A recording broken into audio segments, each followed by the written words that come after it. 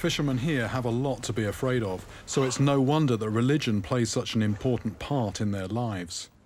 This spectacular rock-hewn church is devoted to the patron saint of Ethiopia, a man famous for doing battle with an almighty river monster, a giant dragon. This is Bet Georgis, the Church of St. George. This place literally is breathtaking. To think this is actually just one solid lump of rock, I mean, it's just a huge sculpture, really, just incredible.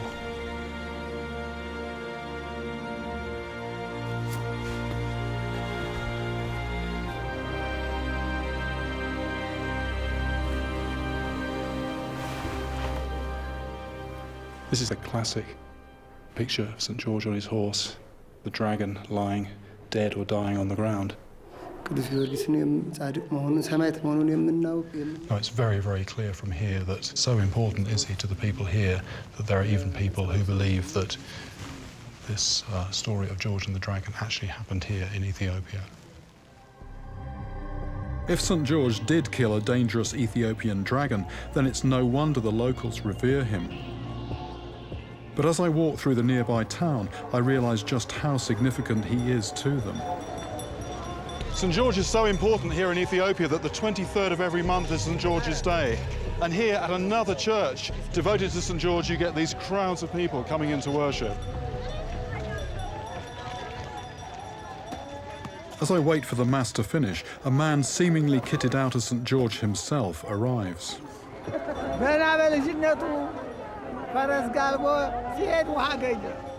So I've just asked this man, is he St. George? And he's launched into the whole story, telling me the story of St. George.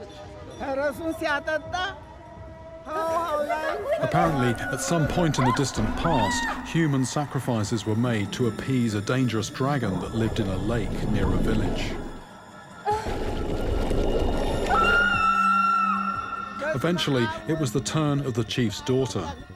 But before she was devoured, a knight arrived to slay the dragon and save the princess. This man was St. George.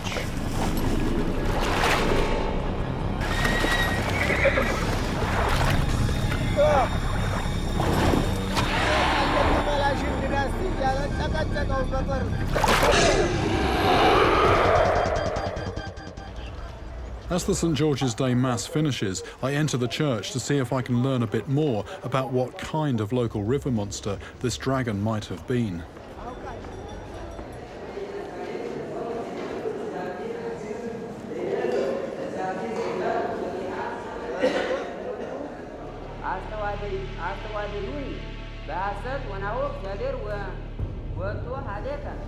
Well, this is the classic picture of St. George on his horse, dragon slain on the ground, and the princess, the maiden, looking on. Very, very detailed rendition of the dragon. It's got pretty nasty looking teeth, a forked tongue, and these wings with little claws almost on the edge of the wings. It seems like the dragon is a composite of all the most deadly animals that are found here in the African Rift Valley. Even my Nile perch is represented by the wings of this beast. The continuing strength of this legend underlines how the people here have been battling creatures in the water for generations, and they love a hero who can defeat them.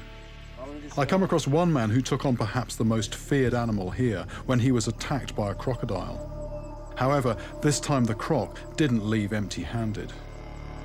You know, not only did the crocodile actually make off with his foot, it had done so much damage to his lower leg that his leg was actually amputated above the knee. Unbelievably, I mean, he still fishes. As this picture here proves, he still goes out with just one leg, fishing in the very same lake where he had that encounter. He has a family to feed, so he has to keep facing the dangers. But he's not fished this long without learning a thing or two. So this tilapia in the picture, very interesting. He actually used that as live bait for Nile perch. He knows where the Nile perch are. He could tell me possibly the places to go and maybe the places to avoid. I think, you know, this could be a very useful lead. After a discussion of tactics with this fearless fisherman, I head back out onto Lake Chamo, armed with some inside information about good places to try. But to get to them, I have to pass a point known as the Crocodile Market, so called because it's a favourite spot for these lake giants to gather. Apparently, the largest Nile crocodile ever recorded lived on this lake, a beast about 20 feet long, and that was only a few years ago. Seeing this many crocodiles hauled out in the sun makes me realise just how many man-eating sized monsters are living in this lake.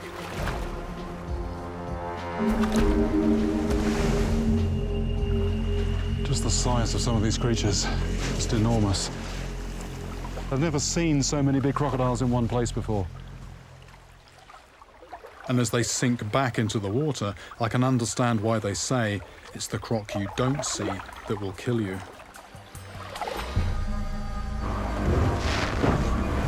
But for now, I've got a more immediate problem, as again, out of nowhere, the wind has suddenly picked up. The waves have risen and the water has muddied.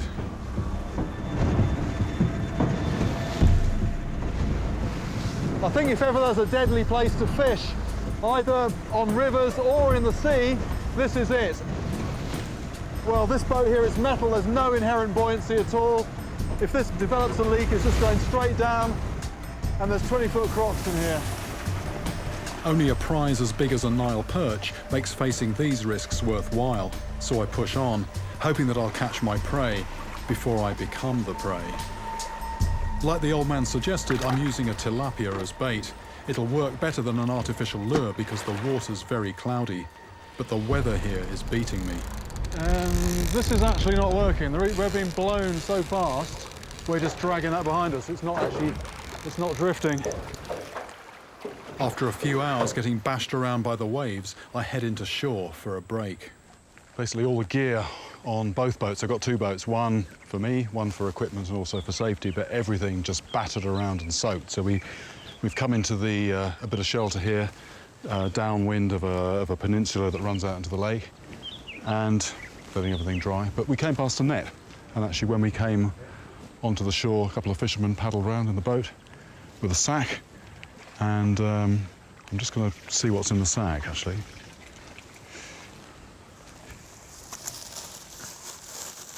Oh, I actually thought there might have been a few fish in there. That's just one fish. It's a Nile perch. Not so easy to recognise when it's just the meat, but actually you can see the shape of the fish from this fillet here. Very deep-bodied, white flesh, some red muscle on the outside, but you know, very prized for its eating. Looking at that, you know, the tail is going to end about here. The head is about here, which, you know, that translates into a fish that's sort of 3 or 4 foot long. So I'm guessing that's going to be a good 50 pounds, something like that. And you catch on a hook or nets?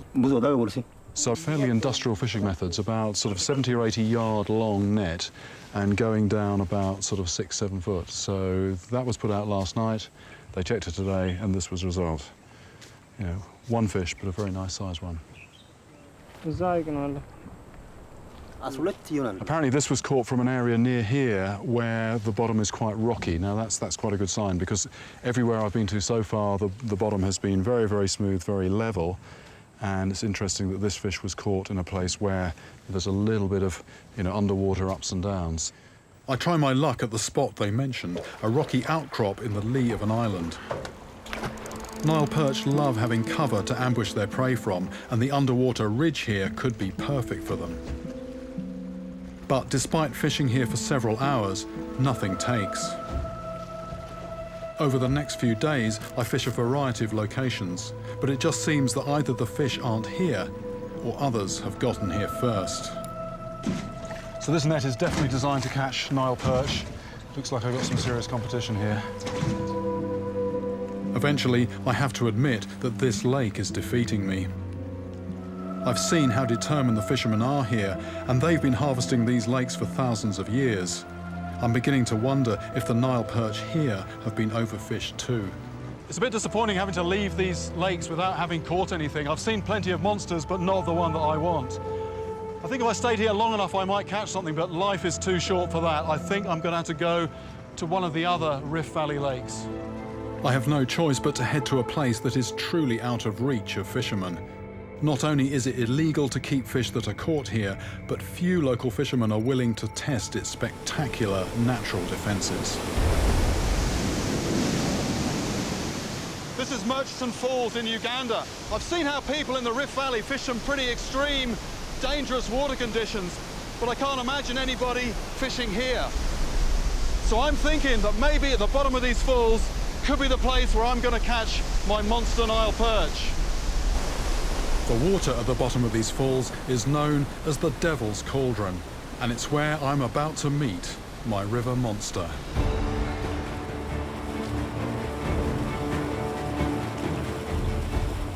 On this journey to catch Africa's largest freshwater fish, I've faced deadly monsters. Encountered fearless fishermen who have courted death. And I've braved storms and lethal conditions in what is surely one of the most deadly places in the world to be a fisherman. Yet the giant at its heart has so far eluded me. As I make my way up to the falls, my anticipation is mounting.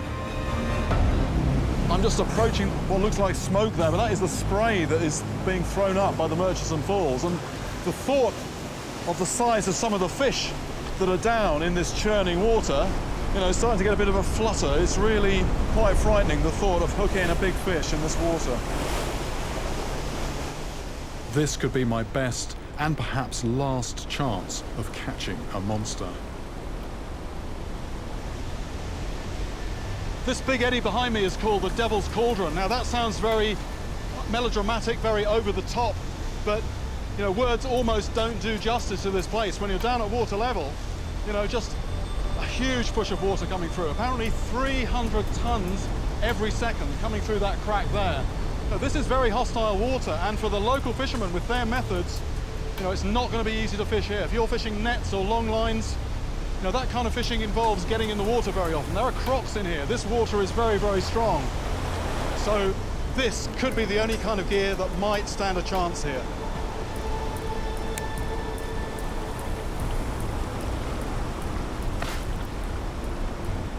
I've got to watch my footing. If I fall in, I'll be sucked to the bottom of this churning water in seconds.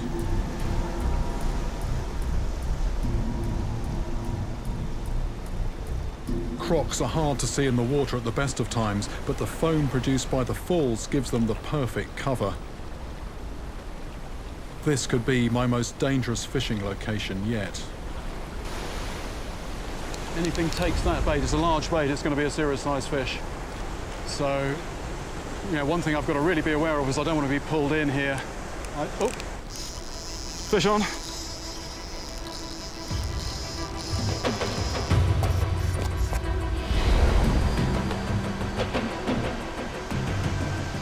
Went a bit slack then, but the water is just moving around so much, it's actually gone in some of the water that's coming towards me. This feels a good size because it's actually coming with the current. It's up to, coming out to the surface. Coming out to the surface. That's a good size fish. Gosh, that's a good size. This fish is actually going with the current. It's just stopped.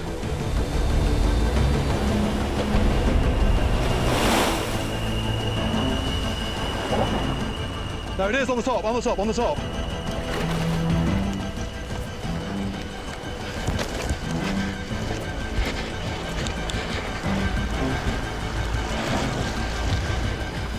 I think the fish is tired, but there's a real weight of water behind it. It's right in the side here, it's right in the side. Right in the side. It's tired out. I can't see the fish because there's just all that foam.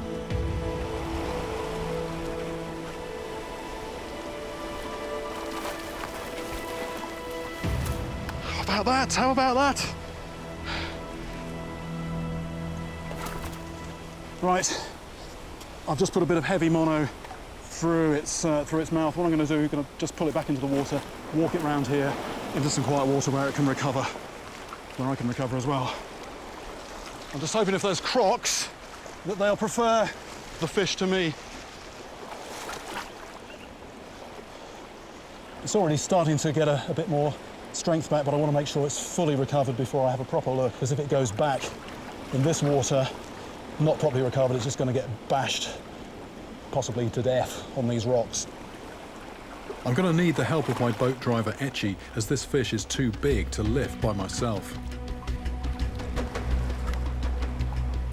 It's 112 pounds with the net. We've got to deduct a little bit for that, but that's well clear of 100 pounds. Okay, and then up. Okay, right. This is one lump of a Nile perch, well over 100 pounds, and just what an amazing setting to catch it from. Big old fish, ambush predator, great big paddle of a tail there, but at the business end, look at this, you don't have tentacles like a catfish, you've got big eyes, and then you've got this protrusible jaw. And when it actually opens that quickly, it's almost telescopic, and it just engulfs fish by creating a vacuum. The water just rushes in. And one other thing just to say, look at that for a defense. It's like having 6-inch nails sticking out your back. Finally, I've caught the fish that shows monster Nile perch can still be found here in Africa's Rift Valley. Ooh, nice to see it go back. Oh, tell you what though, if I was a fish, I would not like to live in this water. I mean, some of the other stuff that's in here, particularly the crocodiles, and also just the sheer strength of this water, but I mean, just what a dramatic setting to catch a fish like that. Holding this needlefish with its large, light-sensitive eyes, it's easy to imagine how it could have been drawn to Lena's jewellery and startled.